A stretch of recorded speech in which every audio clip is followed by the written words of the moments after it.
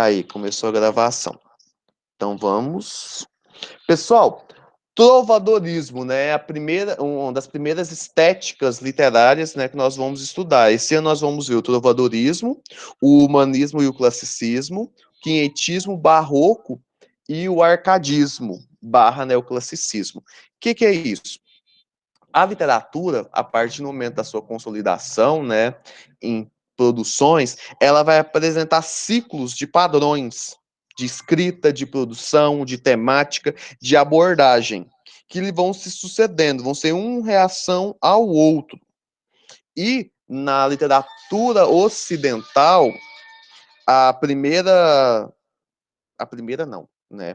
A primeira estética mais consolidada seria o quê? O trovadorismo. Bruno, então não existia literatura antes desse período? Pessoal, existia, mas com a queda do Império Romano, a falta de alfabetização, né? Os ataques bárbaros, o que acontece, né? Muita coisa se perde durante o processo, que seria o quê? As peças, as tragédias gregas, né? Romanas e de outras culturas. Tá? Mas em língua portuguesa, que é o que nós falamos, né? As primeiras manifestações são as manifestações trovadorescas. Então eu vou mesclar nessa discussão nossa, nessa apresentação aqui, um pouco de gramática e um pouco de literatura, porque no tópico de gramática nós vamos ver o quê? A história da língua portuguesa, tá certo? Então, a história da língua portuguesa ela vai caminhar juntamente com o quê? Com o trovadorismo e com a construção da identidade portuguesa, do Estado, do país Portugal, tá? Então, assim, antes, né, era tudo meio caótico, né? Então, vamos começar. Então, a primeira coisa que nós vamos trabalhar é com o contexto histórico. Na imagem ao lado, vocês estão vendo, né, o castelo da cidade de Tomar, em Portugal, né, um dos berços, tanto que um fato interessante que existe uma cidade em Portugal que fala assim, aqui nasce Portugal, que é onde? A cidade de Guimarães, porque ali todo o movimento de unificação da região, da população, passa ali. A história de Portugal, ela começa, né, na Península Ibérica, né, que pega Portugal e Espanha, no século V, com o fim da Idade Clássica, né, da Antiguidade Clássica, que culmina com o quê? Com a queda do Império Romano, em virtude do quê? Das invasões bárbaras, né? E a gente lembra que o conceito de bárbaro está atrelado ao quê? A população não romana. Então, a visão que nós temos de bárbaro, de povos como os godos, visigodos, etruscos e assim por diante, é uma visão que marginalizada e estigmatizada. Eles não eram bárbaros por não terem cultura. Eles eram bárbaros por quê? Porque eles não pertenciam ao Império Romano. Eles não comungavam da mesma cultura. Aí, o que acontece? Qual é a língua falada no Império Romano? O latim. Por isso que o português, francês, espanhol são línguas, italiano são línguas o quê? Neolatinas, são derivadas do latim. Por quê? Porque o latim era a língua oficial do Império Romano. Então, com a cisão do Império Romano, surge o quê? Várias micro-regiões que vão acabar por desenvolver a sua própria língua. E existe o latim escrito, né, da mesma forma que existe o português formal, e o latim vulgar. O que acontece? As pessoas não eram alfabetizadas, não tinham tanto conhecimento. Então, elas falavam um latim vulgar. É a mesma coisa do português, o que é informal. Eles falavam de um jeito, mas escreviam de um outro. E como o Império Romano era muito vasto, o que acontece? Cada região tinha um modo de falar diferente. Então, é a variação linguística regional. Tá? Então, quando a gente viu a variação linguística, a gente não afeta só o português, afeta o inglês, o espanhol, o francês. Da mesma forma, o latim. Então, surgem várias línguas em visão do quê? Do distanciamento geográfico, cultural e assim por diante. Então, com a cisão do Império Romano, com a queda do Império Romano, vão surgir o quê? os feudos, né, ou a Idade Média, agrupamentos de pessoas em torno de castelos, de feudos, né, de regiões, entre aspas, desenvolvidas, que vão dar o quê? Um suporte agrário, de segurança e assim por diante. Então, Portugal também tinha alguns feudos, tá? E vocês observam, vamos voltar ali um pouquinho. Vamos exibir uma imagem aqui. Eu gosto de trabalhar um pouquinho com mapas. Esperar carregar aqui.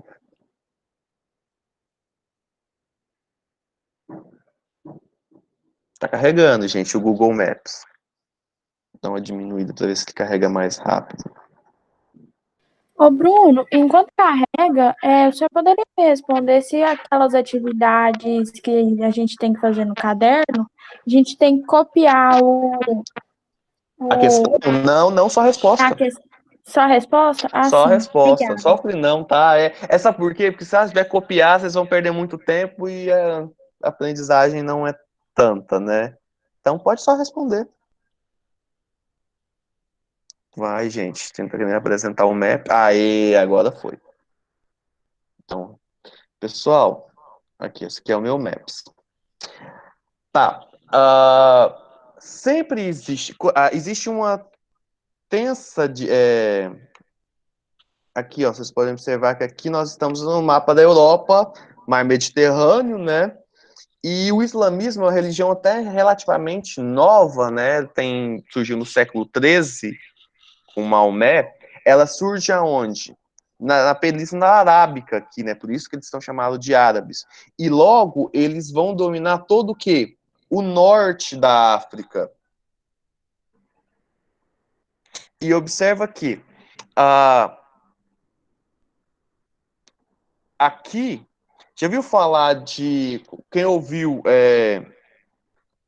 leu Otelo, o Moro de Veneza, ou lembra das cavalhadas em Pirenópolis, sabe que existe uma luta, né, entre cristãos e mouros. Os mouros, na verdade, são quem?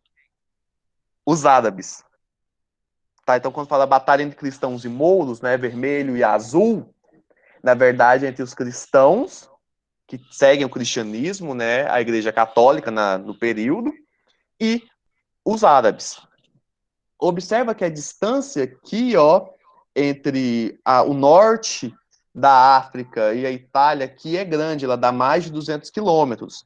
Em contrapartida, se você chegar aqui, ó, nós temos o quê? O Estreito de Gibraltar.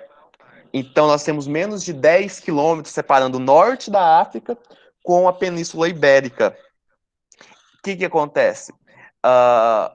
As invasões mouras ou árabes e a influência dessa cultura vai ser muito grande aonde? Em Portugal e Espanha. Então, a região portuguesa, a região espanhola, Catalunha, Gales e assim por diante, eles vão ser muito o quê? Influenciadas pelas invasões mouras. Então, nós vamos, no período da formação e da consolidação de Portugal, a influência e a invasão dos povos árabes, que vão levar o quê? A arquitetura, gastronomia, desenvolvimento tecnológico, porque a matemática, né, são os números o quê? Arábicos, né? 1, 2, 3, 4 são os números arábicos, né? Porque se for lembrar, né, os números romanos são o quê? I, V, X, L, C, D, né? Que a gente faz nos séculos. Então, com a proximidade do norte da África, que os mouros vão dominar ali, né, durante um bom tempo, Portugal e Espanha vão estar muito que à mercê das invasões árabes, do islamismo. Se você for observar, cadê? Vou pegar aqui o Castelo da Penha para mostrar para vocês. Não tem Castelo Penha. Castelo da Penha. Não, não é esse. Deixa eu voltar aqui. Lisboa.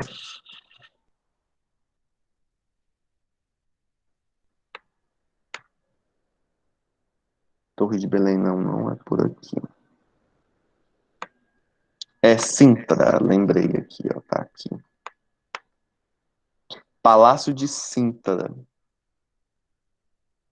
Castelo dos Morros, aqui, ó. Palácio Nacional da Penha. Vou ver se eles conseguem mostrar algumas imagens do interior. Pessoal, essa aqui é o Castelo da Penha, que fica em Sintra, pertinho de Lisboa. Ele é um dos principais exponentes que mostram que a influência dos árabes na região da Península Ibérica, em Portugal. Observa o que? As construções abobadas, as abóboras, né? O que isso significa? Lembra um pouquinho as mesquitas árabes? Esse arco meio abobado? As cores, né, vivas, que vocês vão ver se vocês conseguem mostrar o interior do castelo. Aqui, ó, azulejos, deixa eu dar um zoom aqui para vocês verem. Azulejos o quê? Geométricos. Eles não, ó, qual que é uma diferença muito grande, né, entre cristãos e mouros na questão da pintura? Os cristãos, eles vão pintar muito passagens religiosas, vidas de santo, passagens bíblicas. E os islâmicos não. Eles não vão pintar passagens do Alcorão, eles vão pintar o quê? Paisagens, relevos, flores, padrões geométricos. Então você vai observar que no Castelo da Penha, que toda a lateral dele é o quê? Azulejos matemáticos. Então, há uma regularidade muito grande. Deixa eu ver se você consegue mostrar o interior do palácio. Eu tenho foto do interior, mas... Aqui, ó, a fachada. Aqui embaixo. O portal. Lembra o quê? Uma mesquita. Quem assistiu a lá... Vou fazer bem generalista. Quem assistiu Aladdin, né? Que retrata as Mil e Uma Noites, né? Um pouco da cultura árabe. Ó, o arco abobado e geométrico.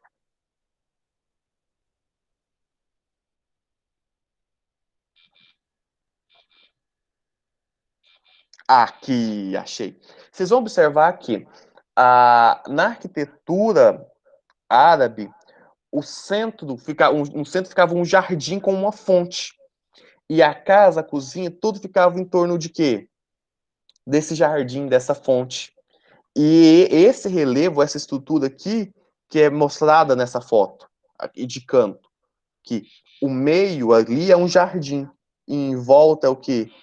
Arcos, né? E pilares o quê? Geométricos que mostram o quê? Essa cultura árabe da disposição arquitetônica. Aqui já é um teto abobado na cultura manuelita, que a gente vai ver no barroco. Tá, vamos voltar lá para o PowerPoint. Tá. E isso, o que vai acontecer? Com o surgimento do islamismo no século VIII e a difusão, nós vamos ter o quê? A expansão muito grande deles do norte da África, na Terra Santa, né, na Península Arábica, e na Península Ibérica.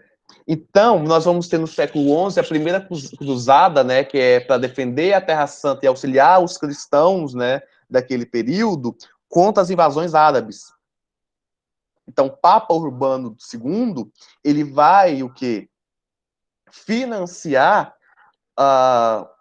as cruzadas com o dinheiro que da igreja. Isso nós vamos ter franceses, provençais, ingleses, né, anglos, né, saxões, colaborando muito com essas cruzadas, que você vai ver muito em filmes que retratam esse período da Idade Média.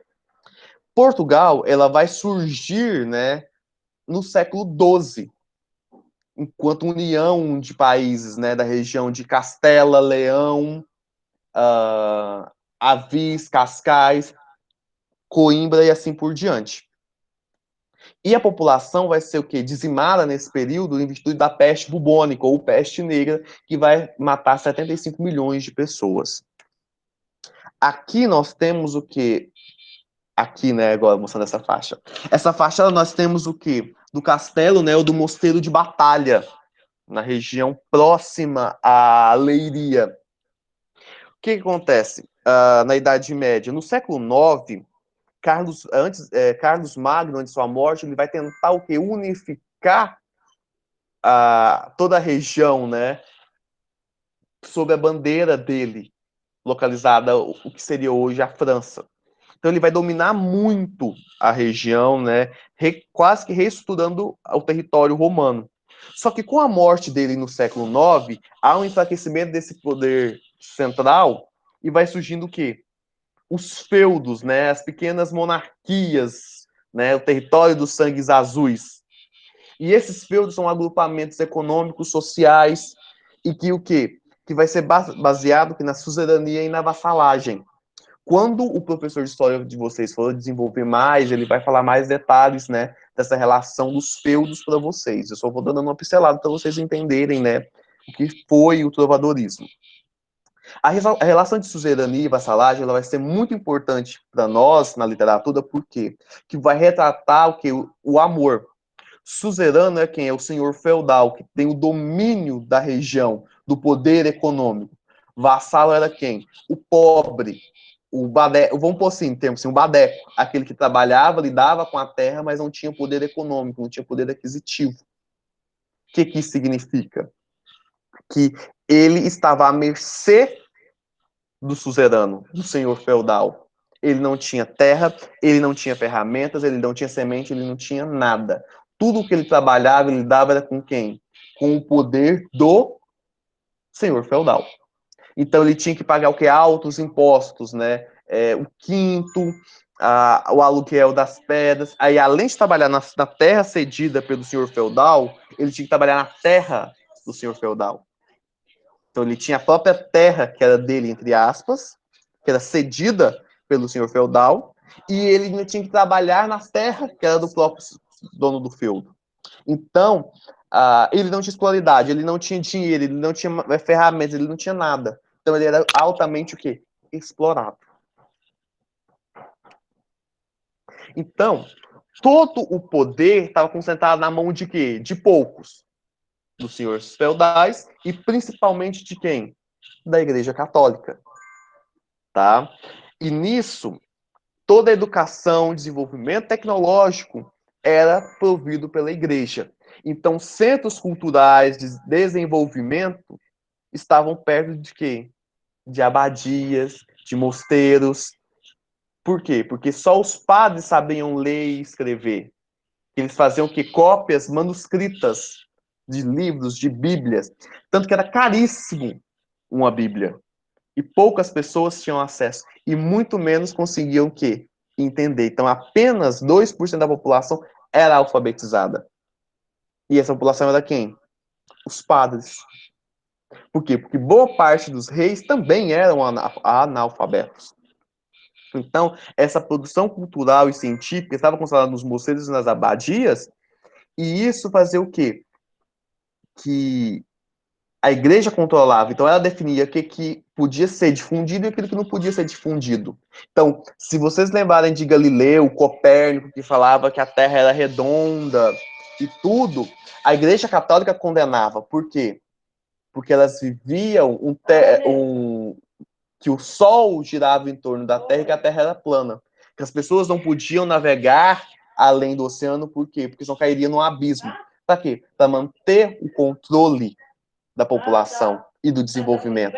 Então, tudo aquilo que ia contra aquilo que a igreja pregava, ela taxava como que heresia. Então, muitos cientistas, muitos teóricos foram mandados para a fogueira ou foram obrigados a desmentir seus próprios estudos para atender o quê? Demandas da própria igreja. Se vocês forem observar, muitos artistas pintaram críticas veladas à Igreja Católica. Na Itália, em Portugal, na França, na Inglaterra e assim por diante. Tá? Então, a igreja financiava muitos estudos, mas que atendessem às suas próprias concepções. E muito daquilo que nós acreditamos até hoje nossas crenças, nossas práticas culturais são oriundas da Idade Média. Por exemplo, uma coisa que a avó de vocês deve falar muito. Moça solteira não pode sentar em cama de homem porque são engravida. Era uma lenda, era uma crença. Mas que perdurou, gente, até a década de 50, de 1950. A questão de alimentação, de posse, de cuidado, de voto. Então, muito das práticas festivas nossas práticas sociais, estão atreladas até hoje a práticas da Idade Média. Tranquilo, pessoal? Qualquer dúvida, vai perguntando no chat, pedindo para eu replicar. E, só um momento.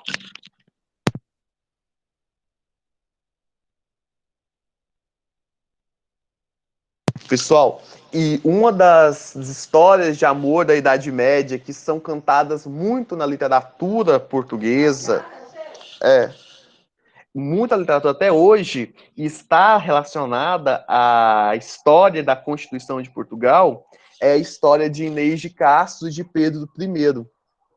Agora vem uma coisa interessante para vocês. Pessoal, o nome dos reis vem de acordo com a sequência deles. Então, Dom João VI, porque ele é o sexto, uma linhagem de Joões que apareceram antes. Então, Pedro I foi o primeiro Pedro da monarquia portuguesa.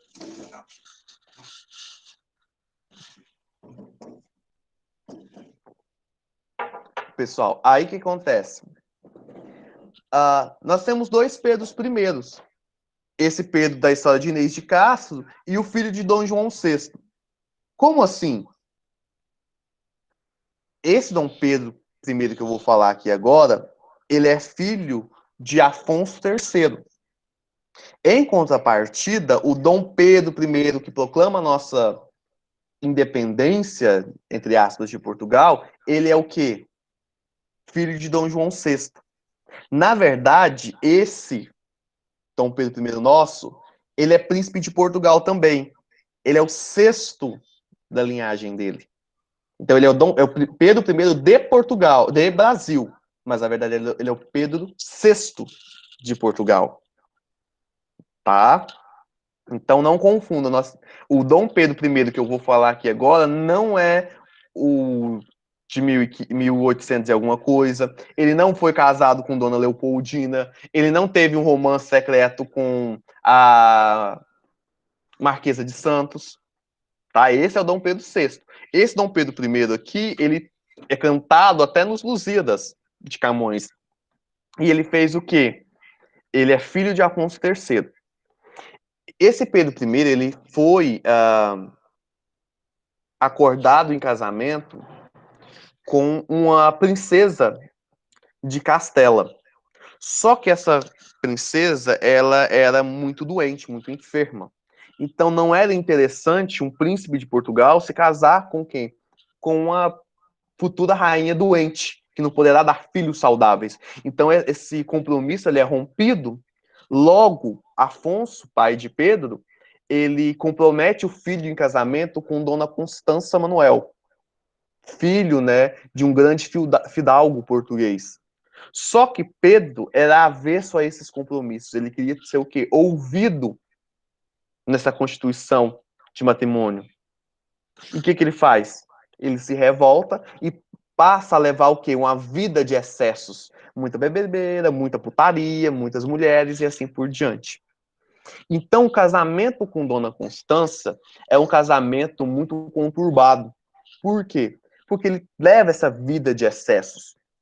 E dentro da corte que acompanha Dona Constança, está Inês de Castro, que é a dama de companhia de Constança. Aí você pensa assim, dama de companhia, então é uma pobre. Não, não é. As damas de companhia eram o quê? Nobres da corte. Então, Pedro se apaixona por uma nobre, só porque uma nobre bastarda. Ela é filha de um bastardo do rei de Castela. Então, eles passam a ter um romance muito tórrido em Portugal. E Dona Constança fica muito triste com isso. E para tentar dar uma apaziguada na situação, ela chama Inês para ser o quê? Madrinha do filho do casal. Numa tentativa de afastar os enamorados, porque eles seriam o quê? Abre aspas, parentes espirituais. Só que Pedro I estava nem aí com a pacoteira, né? E continuou a ter seu romance com Inês de Castro. E isso, aos olhos de Dom Afonso, era muito preocupante. Por quê?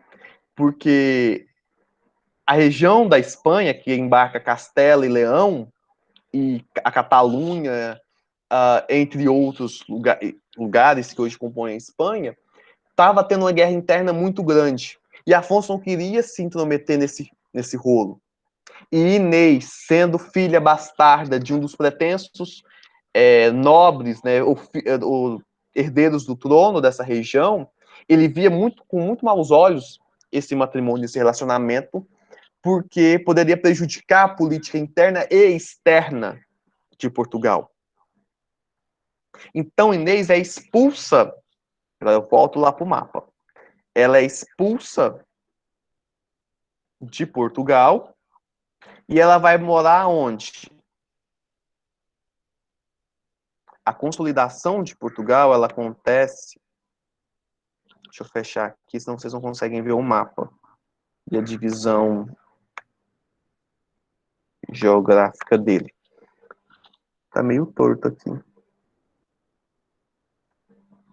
Pessoal, aqui Portugal. Aqui eles viviam na região de Coimbra. Vocês estão conseguindo enxergar? De Coimbra e Guimarães. Então ela é expulsa, mas ela não fica muito longe. Ela vai morar aqui, ó, na região fronteiriça da Espanha. Então Pedro e Inês continuavam a se corresponder, né, e a ter o seu romance ainda, porque ela foi expulsa do reino de Portugal, mas ela vivia muito próximo ainda. Para quê? Para interagir, para eles viverem o romance deles.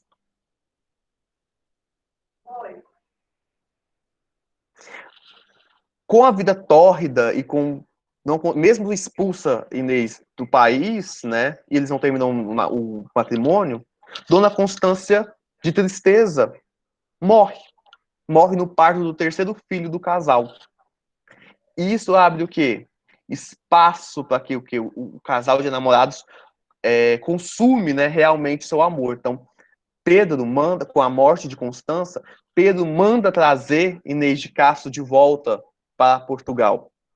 E isso vai instalar o quê? Uma guerra interna e externa no país. Por quê? Porque os nobres portugueses não viam com bons olhos a concubina de Pedro, a amante dele, que virá a se tornar o quê? Rainha. E nesse período acontece o quê? A peste bubônica. Então as pessoas passam a morrer, as terras passam a se tornar inférteis.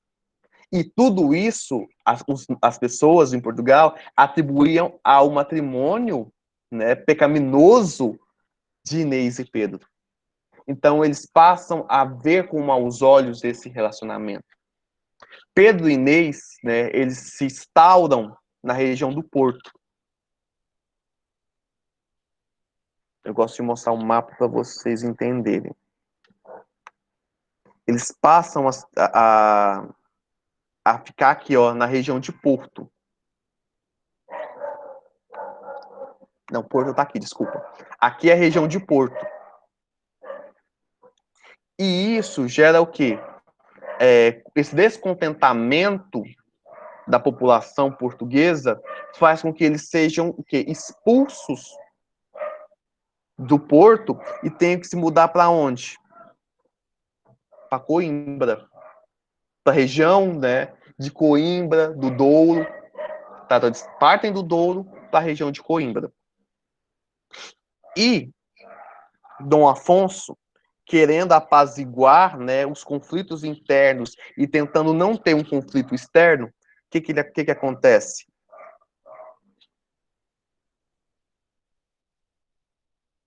ele manda, em 1355, logo nos primeiros dias do ano, matar Inês de Castro. Então, Pedro sai para uma caçada, né, com os soldados e deixa, né, Inês, né, na Quinta das Lágrimas, que é o lar, né, do casal. E os soldados, a mando de Afonso III, matam Inês. E isso faz com que se instaure uma guerra entre pai e filho. Pedro se revolta muito e a guerra interna só vai terminar com o quê? Com a intervenção da rainha mãe, a mãe de Pedro e esposa de Afonso III, que vai acabar selando a paz entre pai e filho, mas não no coração, né, do amante. Então, sim, a guerra termina, mas o ranço, o rancor de Pedro continua. Em 1357, Dom Afonso morre e Pedro ascende ao trono. E o que Pedro faz? Ele quer vingança. Então, ele manda prender e matar os assassinos de Inês de Castro, que eram 3. Um consegue fugir para a região da França. E os outros 2, ele manda arrancar o coração de um, do peito, e manda arrancar o do outro pelas escápulas, pelo ombro. Ou seja, ele manda matá-los com requintes de crueldade. Por quê? Porque ele quer vingança porque eles matam a pessoa que ele mais amava no mundo. Quando Pedro se torna rei, para concretizar e demonstrar o seu amor por Inês de Castro, o que ele faz? Ele manda construir o mosteiro de Alcobaça. Tá. Aqui é a região de Coimbra, né, onde está esse pininho vermelho. E, deixa eu ver, vou digitar aqui, ó, Mosteiro de Alcobaça. Região de Alcobaça.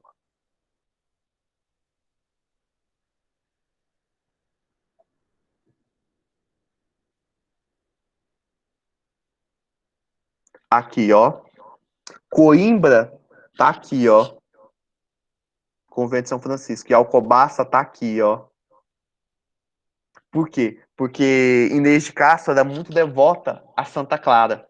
Então ele manda erguer nesse lugar um mosteiro em louvor a Santa Clara e onde vai guardar o quê? Os restos mortais de Inês e de Pedro com a sua morte. Quando o mosteiro ainda estava em construção e tudo, ele manda trasladar os restos mortais de Inês para a região, para o mosteiro de Alcobaça, que ainda estava em construção. Para quê? Para que, após a morte de Pedro, um fosse enterrado ao lado do outro, para eles ficarem juntos por toda a eternidade. E, quando ele foi trasladar o corpo de Inês de Castro, ele retira os restos mortais da rainha e a coroa. E faz com que todos os nobres portugueses beijem a mão da rainha morta. Ou seja, os nobres são obrigados a beijar a mão putefata, né, da rainha defunta. Isso é uma das lendas de Portugal, né? Muito estranhas, né? Mas muito queridas. Aí agora, quando você vai ao Mosteiro de Alcobaça, você vai observar, né, dispostos, né, de um em cada braço do altar do mosteiro, os restos mortais de Pedro em frente aos restos mortais de Inês. Nesse aqui, vocês estão vendo o túmulo de Dom Pedro I. Aqui ele está sendo velado por um cachorro e os anjos. É um belo exemplo de que de esculturas medievais, né, do período trovadoresco. Um fato muito interessante, isso aqui são todas fotos de autoria minha, né, que eu fui ao Mosteiro de Alcobaça. O fato interessante é o que a base do sepulcro, né, ela conta todas as passagens de quê? da vida de São Bartolomeu. São Bartolomeu era um dos santos mais fortes na Idade Média e o protetor dos gagos, se eu não estiver enganado. E Dom Pedro I, ele tinha um pouco de gagueira. Então ele era muito apegado a São Bartolomeu. E aqui vai retratar o quê? Passagens da vida de São Bartolomeu, sua vida e morte. Aqui, a base do pé, porque aqui em cima vocês conseguem ver o cachorro, né, que está aos pés de Dom Pedro I, o final da vida de Pedro, ou a boa morte de Pedro. Então, é ricamente o quê? Adornado. Se você for observar nesse slide, está faltando pedaços da história da vida de São Bartolomeu. Por quê? Quando Napoleão Bonaparte invade Portugal, né, em 1830, alguma coisa assim, ele vai saquear os mosteiros e igrejas de Portugal à procura de quê? De ouro e pedras preciosas. Então eles danificam muito o túmulo, né, o sarcófago de Inês e de Pedro. E alguns restauradores não conseguiram, né, restaurar totalmente o quê?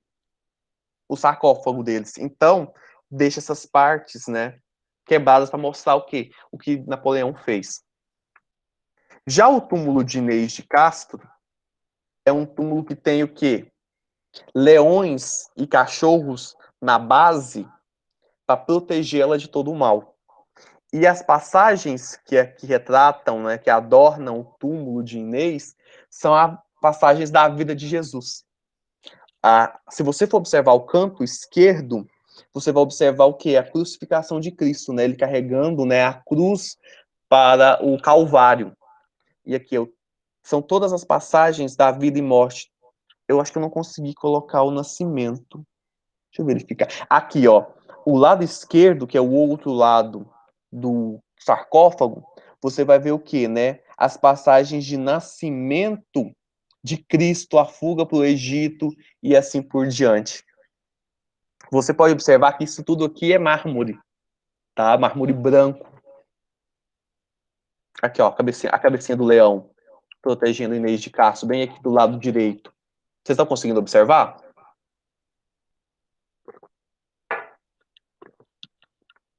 E aos pés de Inês de Castro está o quê? O juízo final. Que é aqui, ó, a divisão. Aqui não vai conseguir ver porque não tem como dar o zoom. Mas na parte de baixo, o inferno e as pessoas caindo. E na parte de cima, o céu com Jesus e os santos. Então é o Apocalipse de São João. Então, assim, a arquitetura, a literatura estava muito ligada ao quê? A religiosidade, a religião, né? E a toda a cultura e os traços comportamentais ligados à fé, ao cristianismo. Pessoal, aqui tem alguns trechos de poesias trovadorescas, né, que retratam o amor de Inês de Castro, que foi muito louvado, né, pelos poetas portugueses na época. Aqui, ó. Qual será o coração tão cru e sem piedade que não lhe cause paixão, um tão grande crueldade e morte tão sem razão? Triste de mim, inocente, que por ter muito fervente lealdade, fé, amor, ó príncipe meu senhor, me mataram cruelmente. Eu era moça menina, por nome Dona Inês de Castro, e de tal doutrina e virtudes que era Dina de mal ser o revés. Vivia sem me reclamar, que paixão podia dar, nem dá-la ninguém a mim. Foi-me príncipe olhar por seu nojo e me enfim. Aqui ela está falando o quê? Que coração tão cru e sem piedade, já está fazendo referência a quem? A Dom Afonso, né? Pai de Pedro, que sem dó nem piedade manda matá-la, e que mal ela fez, apenas o quê? Está apaixonada. Eu era moça menina por nome Dona Inês de Castro, cheia de virtudes e cheia de quê? De amor. Aqui já é um poema do Bocage, né? Que é do Barroco. Da triste bela Inês, inda os clamores andas, eco chorosa repetindo. Inda aos piedosos céus andas pedindo justiça contra os ímpios matadores. Ouve-se ainda na fonte dos amores, de quando em quando as naiades carpindo, e o mondego no caso refletindo, rompe irado a barreira, alaga as flores. Ainda altos hinos o universo entoa, a Pedro que da morte formosura, convosco, amores, a sepulcro voa. Milagre da beleza e da ternura, abre, desce, olha, geme, abraça e coroa a malfadada Inês na sepultura. Esse último estrofe aqui, olha, observe. Milagre da beleza e da ternura. Abre o caixão, desce a cabeça, olha, geme, abraça e coroa. É o momento com que ele abre os restos mortais, ele encontra os restos mortais de Inês e torna ela o quê? Rainha. E aqui ele fala que até hoje, né, a Quinta das Lágrimas, ela é morta perto da Fonte dos Amores, é marcado, né? É um lugar triste porque da morte desse casal tão apaixonado. Aqui tem mais alguns outros cantos, e aqui é a passagem dos Lusíadas, que retrata a morte, né, de Inês de Castro. Passada esta tão próspera vitória, tornando Afonso a lusitana terra, a se lograr da paz com tanta glória, quanto soube ganhar na dura guerra o caso triste e dínamo de memória, que do sepulcro os homens desterra, acontece mísera e mesquinha, que depois de ser morta foi rainha. Ou seja, da coroação dela. Ela se torna rainha não viva, ela se torna rainha depois que ela morre. Tu, só tu, pro amor, com força crua, que os corações humanos tanto obriga, deste caos a molesta morte sua, como se fora pérfida inimiga, se diz, ferro amor, que a sede tua, nem com lágrimas tristes, se mitiga. E porque queres, áspero e tirano, tu aras banhar em sangue humano. Estavas linda Inês, posta em sossego, de teus anos colhendo doces frutos, naquele engano da alma, ledo e cego, que a fortuna não deixa durar muito, nos saudosos campos do Mondego, Mondego é um rio da região, de teus fermosos olhos nunca enxuíto, aos montes ensinando, e às ervinhas o nome no peito escrito tinhas. Ou seja, é muito recorrente passar essa história de amor na literatura portuguesa. Várias pessoas cantam, né, o amor de Pedro e Inês. Tá. Agora, pessoal, eu vou passar para a parte teórica, né, das cantigas de amor. Primeira coisa, que é a literatura trovadoresca. É uma literatura oral. O que eu tinha acabado de dizer para vocês? Apenas 2% da população era alfabetizada. Então as pessoas não sabiam ler e escrever. Então toda a literatura daquele período é o quê? Falada, cantada. Por isso nós vamos chamar elas de cantigas. Porque é uma poesia com acompanhamento de instrumentos de corda que as pessoas cantam em louvor, que elas declamam. Então, a música e a literatura, elas caminhavam o quê? Juntas. Tanto que vocês observam que uma pintura, né, um afresco medieval que mostram que dois trovadores, pessoas que cantam, tocam, né, e declamam os poemas. E com o passar, eram cantigas o quê? Simples para serem o quê? Memorizadas. Como nós não tínhamos escrita, então tinha que ser poesias, cantos simples e de fácil acesso para as pessoas decorarem, para elas irem o quê? Cantando umas para as outras e lembrando. Anos depois, elas vão ser o quê? Transcritos ou manuscritos em latim, que vão ser as coletâneas chamadas de cancioneiros. Nós tínhamos a suzerania e a vassalagem no feudalismo, agora nós temos a suzerania e a vassalagem na literatura. Suzerano era quem mandava, e vassalo era quem obedecia. E isso vai ter nas cantigas de amor. Por quê? A mulher é um ser inacessível, porque o homem um homem pobre se apaixona por quem? Pela mulher rica. E esse amor é o quê? Impossível. Mas tudo que essa mulher mandava, esse homem obedecia. Nós temos uma redefinição dos papéis dos cavaleiros, que eram os nobres, galantes, que vão ser descritos aonde? Nas cantigas e nas novelas de cavalaria. Aqui isso aqui eu já disse. E nós temos o quê? Por que eu expliquei a metrificação para vocês no ciclo 2? Porque agora tudo é metrificado, há uma sequência muito bem marcada de sílabas poéticas. A escrita trouvadoresca ela é muito marcada por poemas de 5 e 7 sílabas, ou seja, redondilha menor e redondilha maior. As cantigas elas vão ser divididas em 2 grupos, as lírico-amorosas, que vão ser classificadas as cantigas de amor e de amigo, e as satíricas, ou de humor, que são as cantigas de escárnio e de maldizer. Cantigas de amigo. Aqui são todas as características das cantigas de amigo. Nós temos um eu lírico feminino. Vamos diferenciar. Eu lírico é o eu que canta, é o narrador, entre aspas, da poesia.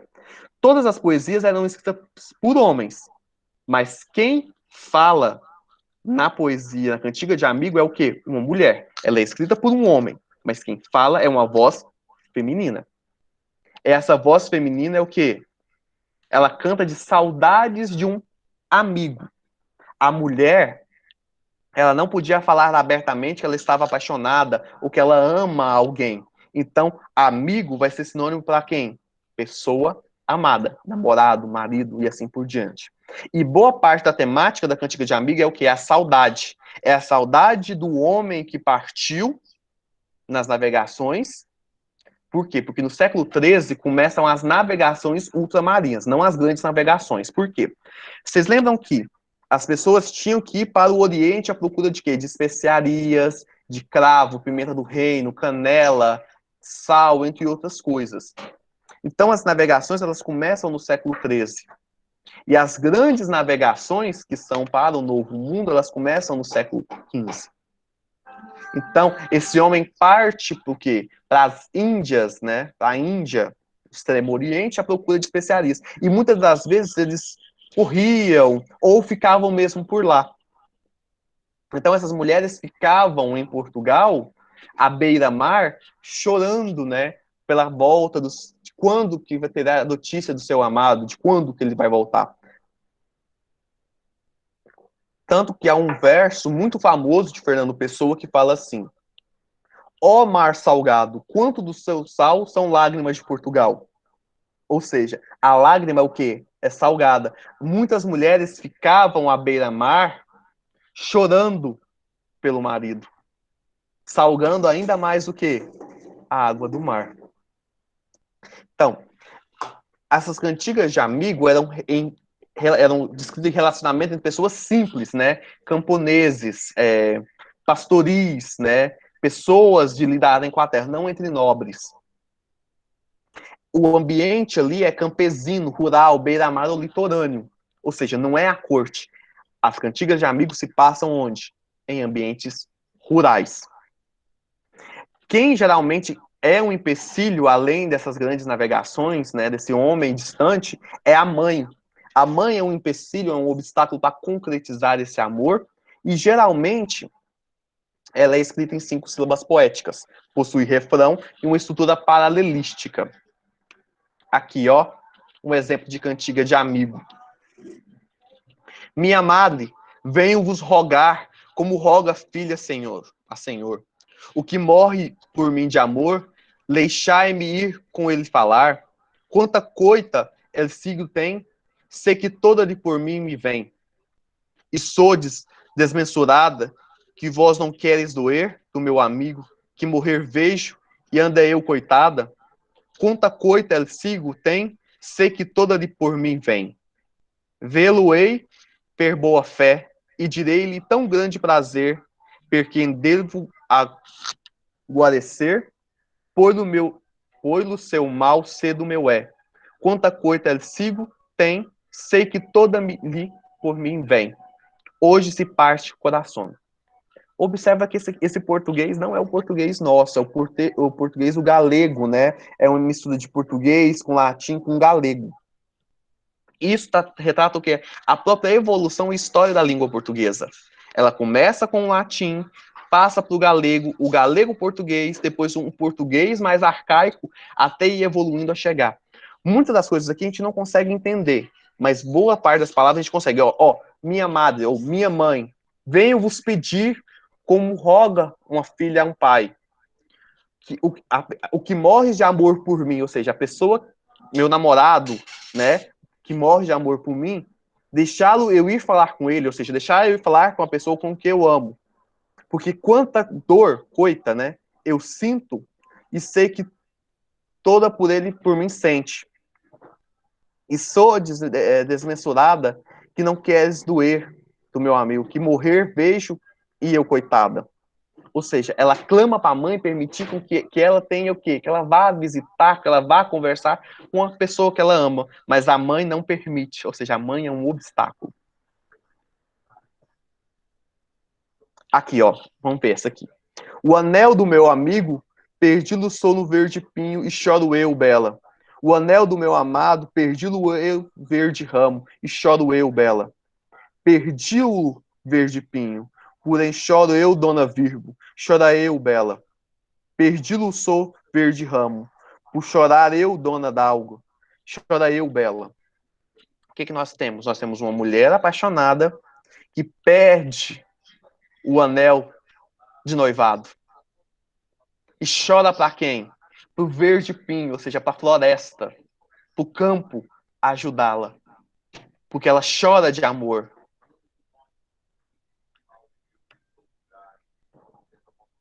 E essa aqui é uma das mais famosas cantigas de amigo, né? Que é Ondas do Mar de Vigo. Ondas do mar de Vigo, se viste meu amigo, ai Deus, se vera cedo. Ondas do mar levado, se viste meu amado, ai Deus, se vera cedo.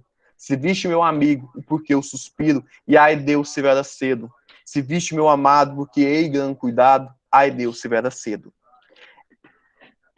A moça apaixonada, ela clama para o mar de Vigo. Vigo é uma região na Galícia, ao norte de Portugal, né, que hoje faz parte do território do espanhol. Ela pede para o mar o quê? Mandar notícias da pessoa amada. Ela pede que ele traga de volta, porque ela suspira, ela quer ver cedo. Então ela não clama a Deus. Esse ai Deus é um quê? É uma interjeição. O vocativo com quem ela está conversando é quem? É as ondas do mar de Vigo. E ela pede o quê? Que cuide dessa pessoa amada, que ela volte logo. Então nós temos o quê? Uma mulher, sempre nas cantigas de amigo, é uma mulher que sofre pela pessoa amada que está o quê? Inacessível, que está longe, o que a mãe não permite. E você observa que há um refrão aqui, ó. E ai Deus se vai dar cedo, e ai Deus se vai dar cedo, e ai Deus se vai dar cedo. Isso é uma estrutura de que tem refrão. O paralelismo é o paralelismo sintático. É a mesma sequência, o quê? Vocativo, sujeito, verbo, predicado. Pessoal, alguma dúvida sobre a cantiga de amigo? Que eu já vou passar para a cantiga de amor.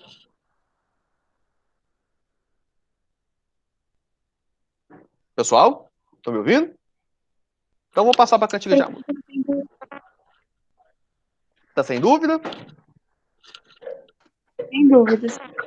Então vamos passar para a cantiga de amor. Pessoal, as cantigas de amor, aí já vai modificar. A única que nós vamos ter um eu lírico feminino são das cantigas de amigo. Cantiga de amor, cantiga de escárnio, cantiga de maldizer, são todas o quê? Com um eu lírico masculino. É um homem que fala. É um homem que escreve e é um homem que fala. Na cantiga de amor, nós vamos ter o quê? A coita amorosa. É o quê? É o sofrimento de amor. É a dor de amor. Então, é um homem que sofre por estar apaixonado por uma mulher que é inacessível. Enquanto nós temos o ambiente rural, campesino, beira-mar, litorâneo, nas cantigas de amigo, na cantiga de amor, nós vamos ter o quê? O ambiente urbano, palaciano, provençal. Provençal faz referência ao quê? A Provence, na França. Então, é onde esse tipo de cantiga surge e que é levado para onde? Para Portugal. Então, é o ambiente o quê? Nobre, da nobreza. A dama, ela tem o quê? Ela é linda, ela é bela, é formosa. Ela é uma pessoa sem defeitos. Ó, aqui, ó. A dama, ela tem qualidades físicas como formosa, delgada, de bem parecer. Ela é bondosa, ela é leal. E ela é um bom ser. Ela fala muito bem. Então, nós temos o quê? Uma mulher extremamente o quê? Exaltada, bela, superior a esse homem. E geralmente essa dama está comprometida com outro homem, ou por ser de uma casta superior, esse homem não pode namorá-la. ou ter contato com ela. Nós temos o quê?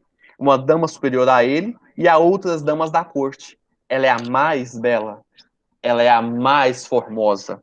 As outras damas nunca chegam aos pés da pessoa, pela mulher pela qual eu estou apaixonado.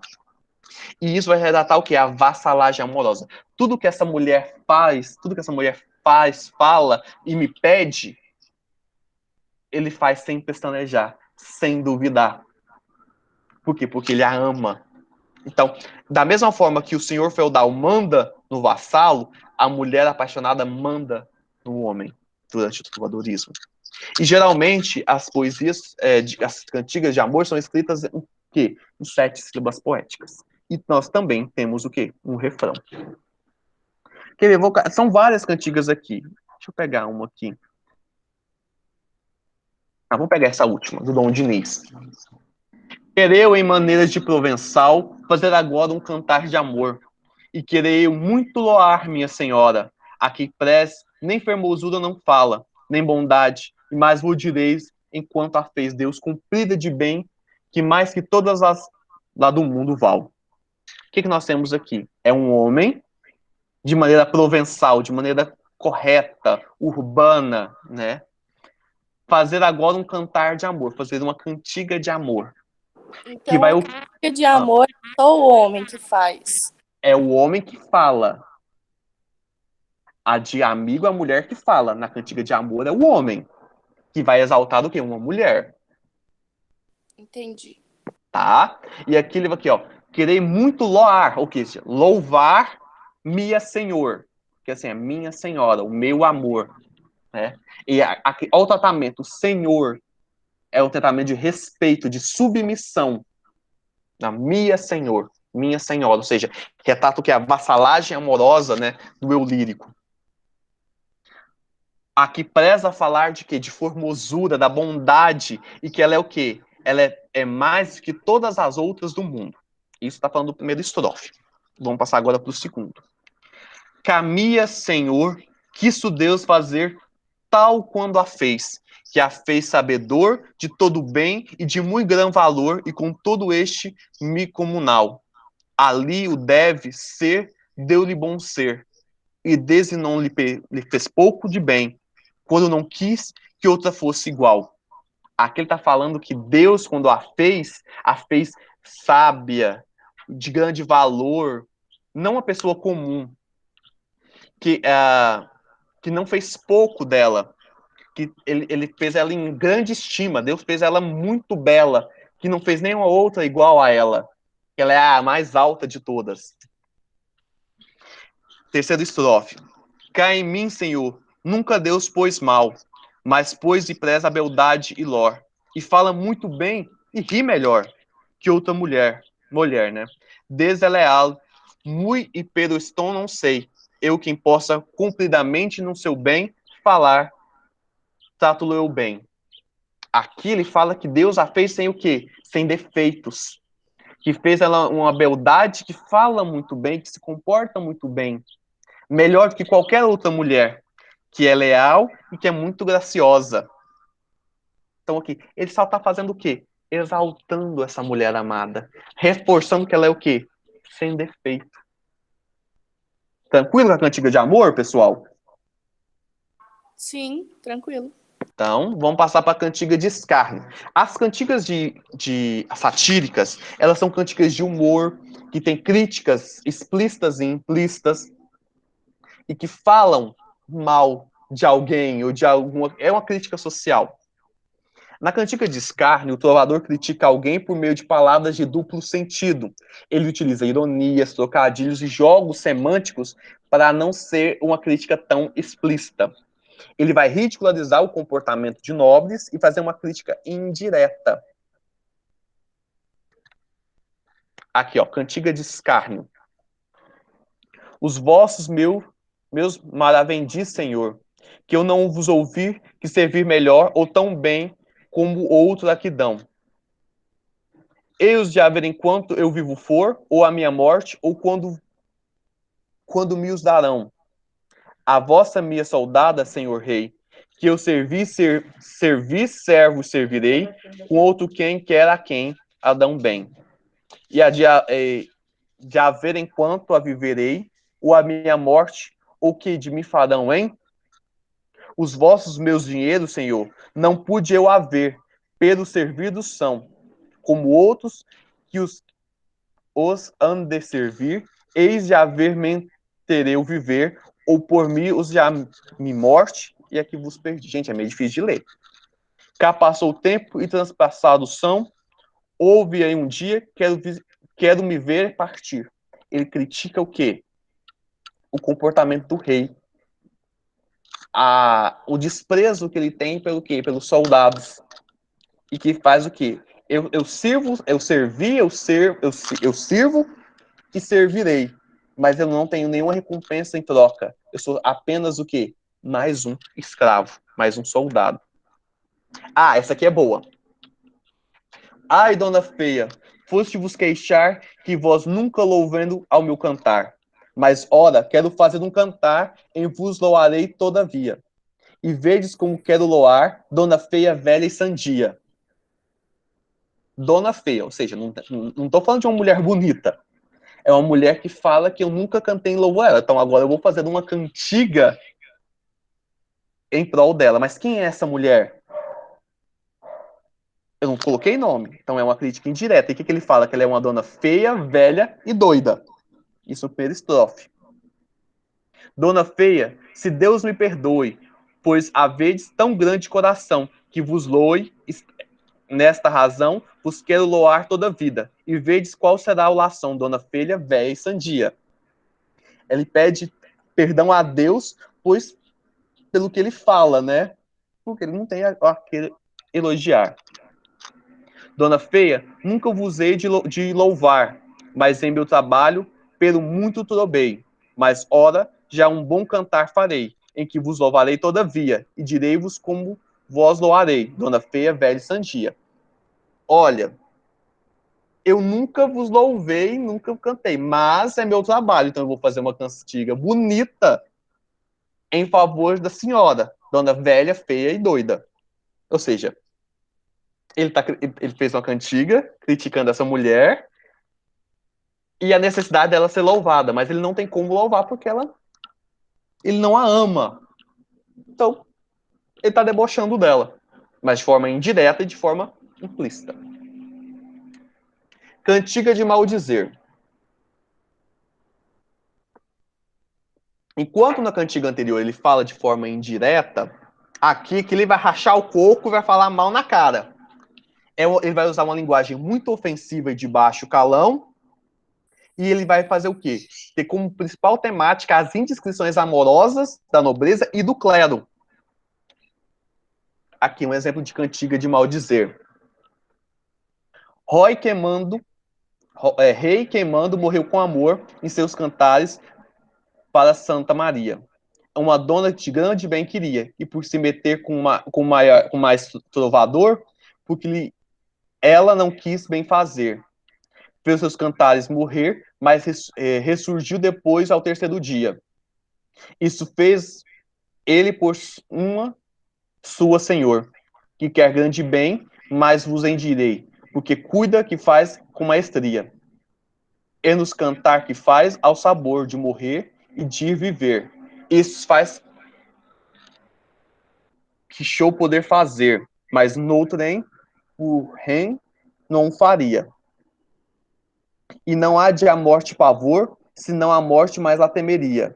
Mas sabem bem que por lá sabedoria que viverá desde quando morto for, e fazer seu cantar morte prender, diz aí viver. Vedes que pode, que Deus deu, mas que não cuidaria.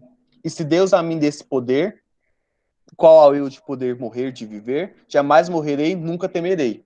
Ou seja, ele critica as pessoas que têm medo da morte e que vivem uma vida o quê? Como é que a gente pode falar? Regulada, que não aproveita a vida. Então ele critica de forma direta o quê? As crenças, né, que o clero propaga. Lembrando que já começa a surgir momentos de descontentamento com a Igreja Católica que vai culminar no quê? Na cisão da Igreja Católica, no surgimento do protestantismo. Pessoal, alguma dúvida?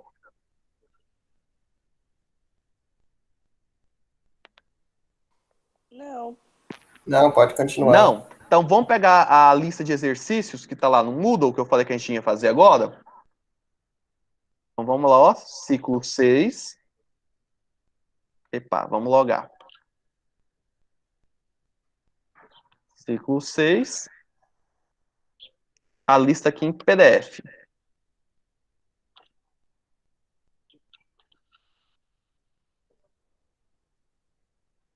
Aí vocês sabem, vocês têm um questionário para fazer, essa lista que está aqui no Moodle e a lista de exercícios do livro. Tá certo? Vamos começar então, pessoal?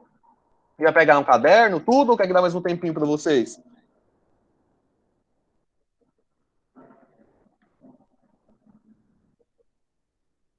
Por mim já pode começar. Pode começar. Pode? Então vamos começar, pessoal. Vou ler a cantiga para vocês e a gente vai fazendo reflexão antes de começar a respondê-la, tá? Ai, flores do verde pinheiro. Sabeis notícias do meu namorado? Ai, Deus, onde está? Ai, flores do verde ramo. Sabeis notícias do meu amado? Ai, Deus, onde está? Sabeis notícias do meu namorado, aquele que mentiu sobre o que combinou comigo? Ai, Deus, onde está? Sabeis notícias do meu amado, aquele que mentiu sobre o que jurou? Ai, Deus, onde está? Vós perguntais pelo vosso namorado? E eu bem vos digo que está são e vivo, e ai, Deus, onde está? Vós perguntais pelo vosso amado? E eu bem vos digo que está são e vivo, e ai, Deus, onde está? E eu bem vos digo que está são e vivo estará convosco antes do prazo combinado, e ai, Deus, onde está? E eu bem vos digo que está são e vivo estará convosco antes de terminar o prazo, e eu bem vos digo que está são e vivo. Nós temos o quê? Uma cantiga de amigo. É uma mulher que procura notícias sobre o seu namorado. Ela pergunta para quem? Para as flores do pinheiro. E esse namorado está o quê? Longe. E ele fala que vai voltar, mas quando ele vai voltar? Ela não sabe, mas o pinheiro responde que ele voltará em breve, antes do combinado. Observa que ele é bem marcado de refrão, ó. Ai, Deus, onde está? Ai, Deus, onde está? Então você vai observar que o trovadorismo é uma estética muito marcada pela religiosidade. Então pode ser uma estética descrita como o quê? Teocêntrica. Influenciada muito o quê? Pelas concepções religiosas do momento. Tá, vamos para o número 1. Vocês estão enxergando ou quer que dá mais um? Na cantiga, o eu do poema inicia um diálogo com a natureza à sua volta. Isso é uma pergunta, isso é uma afirmação. Localize elementos que caracterize o ambiente no qual o eu do poema se encontra. Onde que ele está, gente? Pessoal, agora vocês têm que abrir o microfone e responder.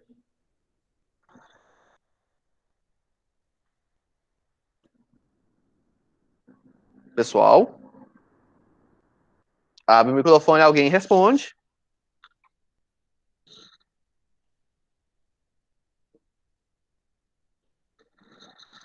Eu acho que tá a primeira linha.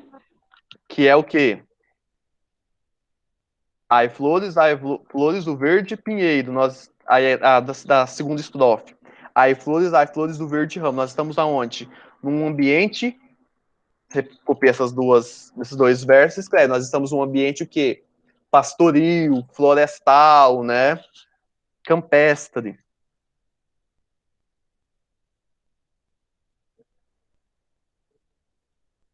Pessoal, B. Do ponto de vista formal, como se organiza os versos dessa cantiga?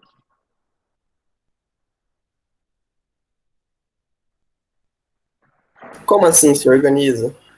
Ele é composto de 8 estrofes de 3 versos, né? Possuindo o refrão bem marcado. A questão é que a gente não consegue fazer a metrificação, por quê? Porque eu peguei a versão do português contemporâneo. Então a metrificação não vai bater. Ou eu faço a metrificação para bater e vocês não entendem, ou eu ponho um poema que vocês entendem e a metrificação não bate. Mas nesse caso aqui, pessoal, ele é um É uma cantiga de amigo antiga, mas que foi adaptada, né? Foi, como é que a gente fala? Ela foi uma versão agora para o português contemporâneo para vocês entenderem, tá? Então ela é composta de quê? De 8 tercetos com refrões bem marcados, que é "E ai Deus, onde está?". C. É possível São tercetos? tercetos, estrofes de 3 versos. Isso. Vocês estão conseguindo me acompanhar, pessoal? Sim. Qualquer dúvida, gente, pode perguntar. Eu tô aqui para tirar a dúvida de vocês. C. É possível localizar na cantiga alguma espécie de paralelismo semântico de significado e ou estrutural? O que você observa de palavras que têm o mesmo significado?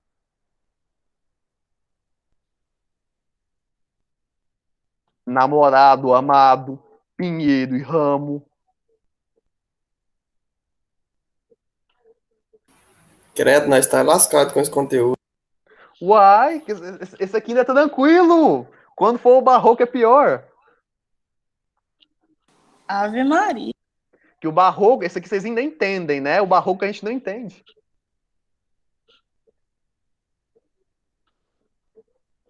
Mas se preocupa não, gente, vai dar tudo certo. As listas estão bem acessíveis para vocês, tá? E se precisar de mais exercício, pessoal, pode me falar que eu faço mais exercício para vocês, tá? Não preocupa não. Mais exercício, nós não tá dando conta nem desses já, ué. Não para vocês exercitarem. Ó, 2. Que representação do feminino está presente na cantiga? Como que a mulher é apresentada nessa cantiga?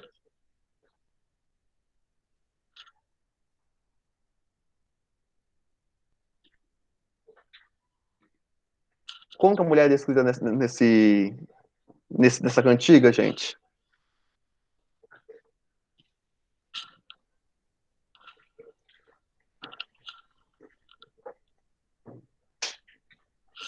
Pessoal?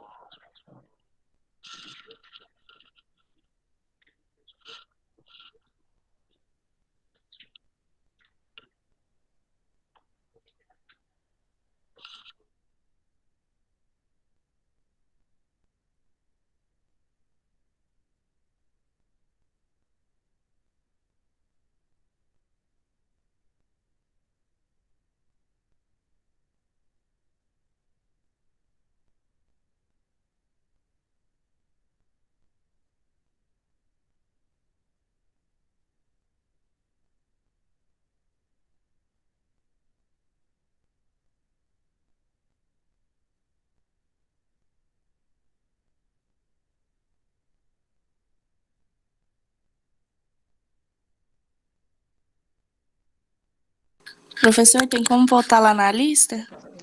Tem sim.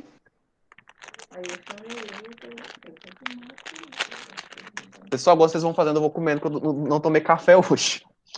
Pessoal, vamos? Vocês não responderam a 2 ainda não.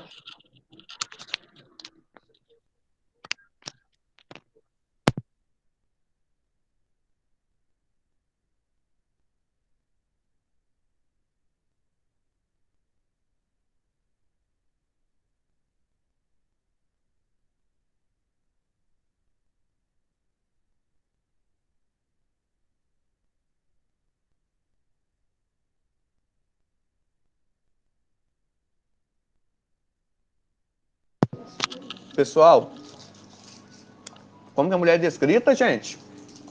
Não vou ficar da resposta, não. Eu já refleti o poema, eu expliquei o poema para vocês, agora vocês têm que pensar um pouco. Alguém abre o microfone e compartilha a resposta aí, ó. Pra gente ir pra frente.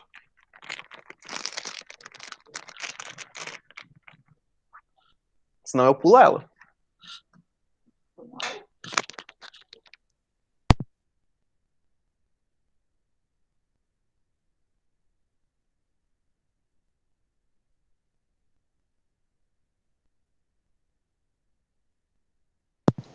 Então vamos pra 3, já que ninguém respondeu a 2. Pessoal, O eu da cantiga afirma que seu amado mentiu.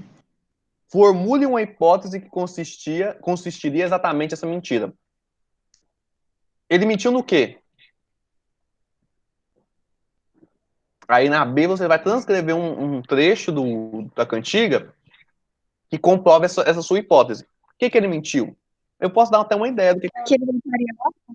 que ele voltaria logo. Aí aqui você pode pegar o verso. Estará convosco antes de terminar o prazo. Ou seja, que ele deu um prazo, que ele voltaria logo, mas não voltou ainda, mas ele vai voltar.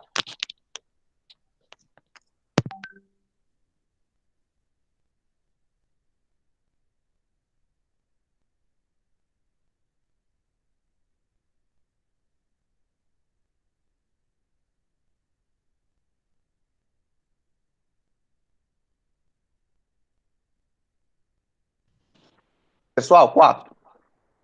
Para os professores Antônio José Saraiva e Oscar Lopes, a poesia provençal, base das cantigas lírico-amorosas portuguesas, assim viam um amor. Quanto aos temas, elaboraram os provençais o ideal de amor cortês, muito diferente do idílio rudimentar nas margens dos rios ou à beira das fontes que os cantares de amigo nos deixam entrever. Não se trata agora de uma experiência sentimental a dois, mas de uma aspiração sem correspondência a um objeto inatingível de um estado de tensão que, para permanecer, nunca pode chegar ao fim do desejo. Manter esse estado de tensão parece ser o ideal do verdadeiro amador, mais do que o amor a uma mulher. O que ele está falando? As cantigas de amigo, nós vamos ter o quê? Um amor inacessível e impossível. Que a graça disso não é o fato de amar, mas dele ser o quê? Impossível. De manter essa intenção entre o quê? Entre permanecer, de não concretizar o amor, mas esse desejo nunca chegará ao fim. Ele sempre continuar o quê? Amando. Então, enquanto na cantiga de amigo nós temos uma situação amorosa de mão dupla, uma via de mão dupla, o homem ama a mulher e a mulher ama o homem, na cantiga de amigo nós temos o quê? O inverso. É um amor de mão única. É só o eu lírico que ama, que deseja. Nós nunca saberemos se essa mulher também ama de volta. Tá? Agora vamos para a pergunta. Para você, a visão de amor presente na cantiga de Dom Diniz aproxima-se dessa conceituação? Justifique sua resposta.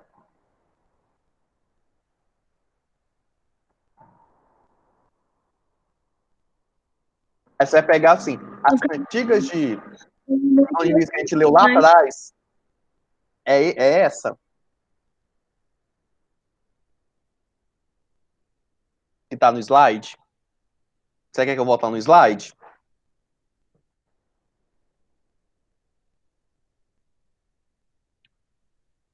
Quereu de maneira provençal. Deixa eu maximizar aqui para vocês. Quereu de maneira provençal fazer agora um cantar de amor. Querei muito eu louvar minha senhora. E que prez em fermosura não fala em bondade. E mais o direi em tanto a Deus fez cumprida de bem que mais que todas as do mundo val. Ou seja, é aquela que ele exalta as belezas da mulher. Então, pessoal, o que é que nós temos? A mulher também ama esse homem? A mulher ama esse homem também, gente? A gente não sabe, mas esse homem ama demais essa mulher e ele ama amá-la. Ele não quer que ela corresponda, mas ele quer o quê? Expressar esse amor. Acabando, gente. Ó, só tem a 6, a 7, só tem até a 10. Se brincar, dá pra gente fazer tudo hoje.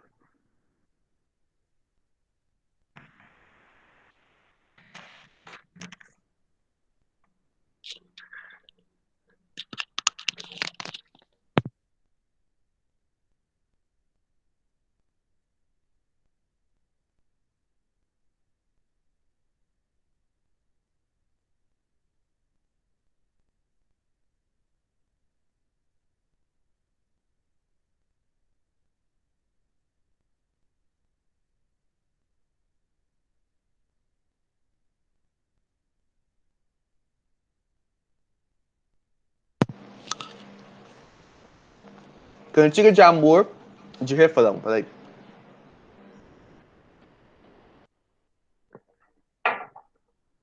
Se em partir, minha senhora, mágoas hei de deixar. A quem firme em vós amar, foi desde a primeira hora. Se me abandonais agora, ó formosa, que farei? Que farei se nunca mais contemplar vossa beleza? Morto serei de tristeza. Se Deus me não acudir, nem de vós conselho ouvir. Ó formosa, que farei? A nosso Senhor eu peço, quando houver de vos perder, se me quiser com prazer, que a morte me queira dar. Mas se a vida me poupar, ó formosa, o que farei? Vosso amor me leva a tanto, se partindo provocais, quebrando, que não curais a quem de amor desespera. De vós conselhos quisera, ó formosa, o que farei? O que o eu lírico fala? Ele fala que ele não consegue viver sem olhar essa mulher. E se acaso ele não pudesse contemplar, ele não está falando de tocar, de beijo, nada. Se ele não puder olhar, mesmo que de longe, essa beleza, o que vai ser da vida dele? Se um dia ela vier a morrer, ele pede a Deus que ele morra junto, porque ele não consegue viver sem olhar para essa mulher. Tá. Qual é o tema tratado na cantiga? Que ele não consegue ficar sem ela, sem a mulher. Que ele sofre de amor, né, por essa mulher. Ou seja, fácil essa pergunta, né? B. Que elementos permitem classificar o texto como uma cantiga de amor? Que o homem, ele canta pra mulher, não é? Nós temos um eu lírico masculino. O que mais? Nós temos um eu lírico masculino. O que mais? Se nós temos um eu lírico masculino, a gente só eliminou a de amigo. Porque a cantiga de escárnio, de maldizer e de amor são eu líricos masculinos. Que outras características você observa da cantiga de amor nessa cantiga?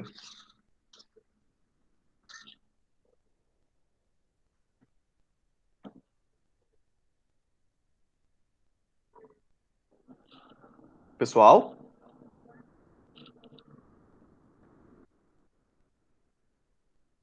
Ele não poder dizer claramente que para quem foi feita essa cantiga, o Isso, fato dele não é utilizar explícito o ela nome dessa como mulher. constante. É o sofrimento amoroso, né? Que ele prefere morrer do que ficar sem vê-la. Pessoal, C. Identifique o refrão da cantiga. Qual que é o refrão? Qual que é o verso que se repete? Ou formosa que farei, Isso. E que sentimento do eu lírico ele reforça? O que esse verso quer dizer?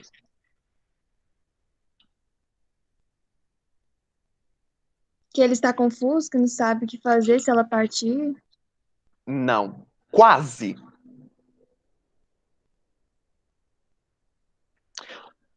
O que eu faço, gente? Ele não tá pedindo instrução? Isso não retrata uma submissão?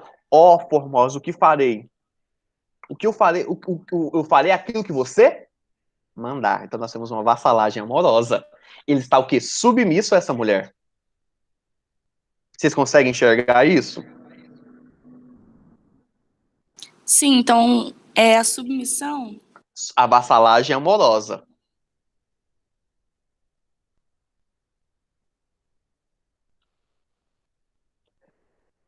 É difícil, gente? Não é difícil.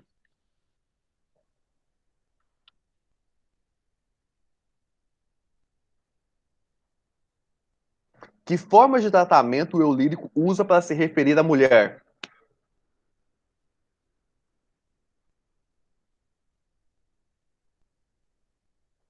Tipo um grau de superioridade. Não. Expressões. Quais são as formas de tratamento? Que forma de tratamento? Qual que é o nome utilizado? Senhora minha, Senhora minha. Da relação entre eles.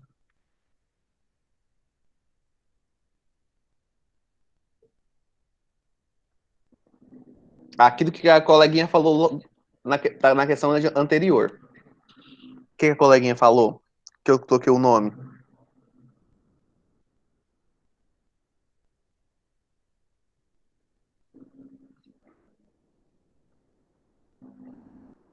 retrata a questão de respeito, mas principalmente de quê? Submissão, né? Um pronome de tratamento. Ele não utiliza um pronome pessoal, mas ele utiliza o pronome minha senhora. Então é submissão, né? 6. A Ondas do Mar de Vigo eu já li para vocês agorinha, né? Não vou ler de novo, não. Que aspectos permitem classificar o poema como uma cantiga de amigo? Que elementos vocês observam na cantiga de amigo nessas ondas do Mar de Vigo?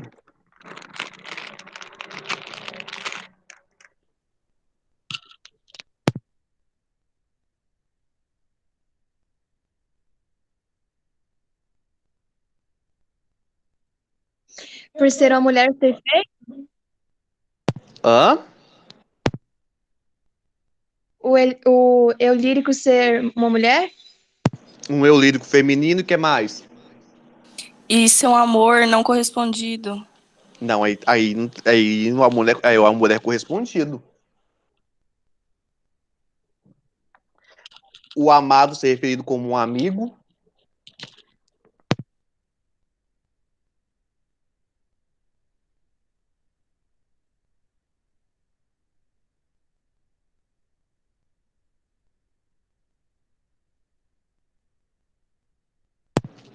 A saudade dessa pessoa amada também.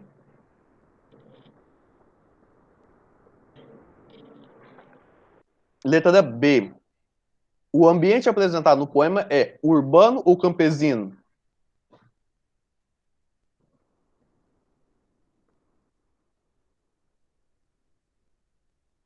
Pessoal, urbano ou campesino?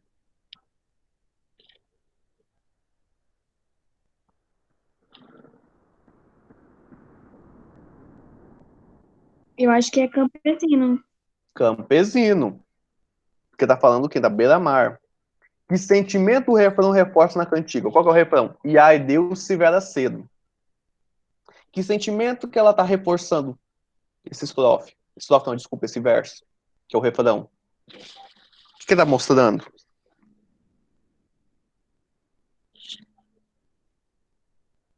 Que sentimento você observa nesse refrão?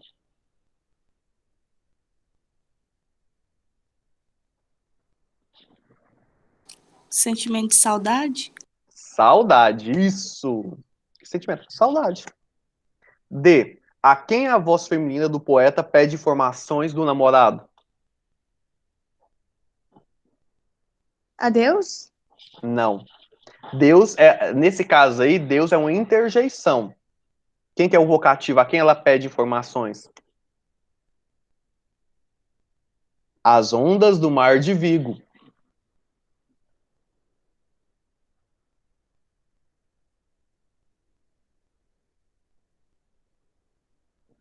Posso passar para... Pessoal, eu vou ler e explicar para vocês o poema da 7 a 10 e vocês, porque já estourou o nosso horário, eu vou ler, vou explicar para vocês e vocês fazem em casa. E qualquer dúvida, eu estou aqui, tá? Então vamos. Se eu não Tá a bom. tenho, ela me tem. Se eu não a tenho, ela me tem. Se eu não a tenho, ela me tem. O tempo todo preso, amor.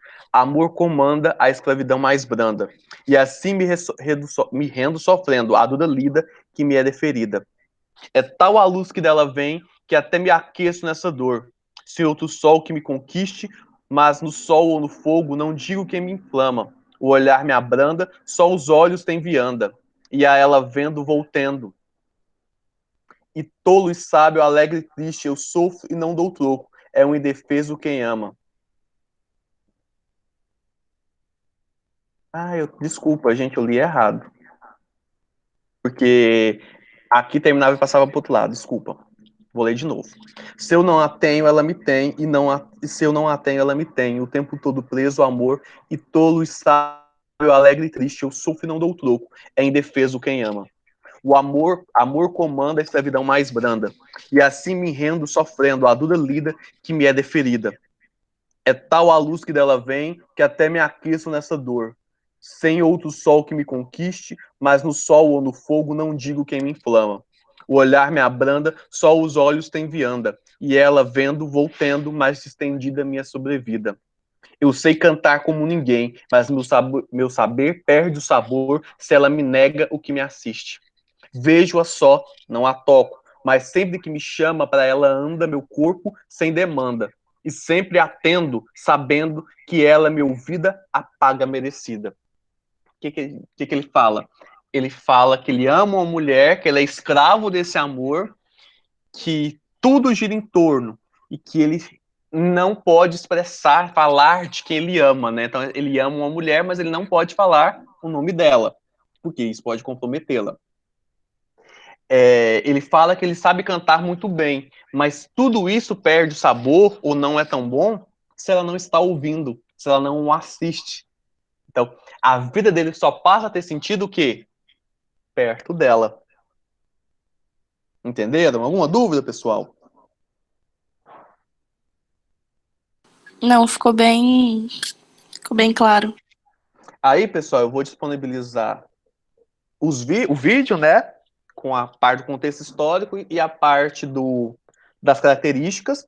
Assistam novamente, né? Porque lá vai ter uma informação ou outra, né? Que a gente acaba colocando a mais, para vocês relembrarem. Qualquer dúvida, eu explico, tá? No próximo ciclo, vocês me perguntam antes de eu começar a explicar a matéria. Pode ser? Pode ser. Pode. Então, pessoal, deixa eu parar a gravação, para a apresentação, né? Estou à disposição, pessoal. Qualquer dúvida, pode perguntar, tá? Mandando um WhatsApp no horário comercial, das 7 às 11, da 1 às 5, que eu respondo. Tá certo? Vocês querem mais tempo para responder a atividade? Vocês querem que eu prorrogue o questionário, essas coisas?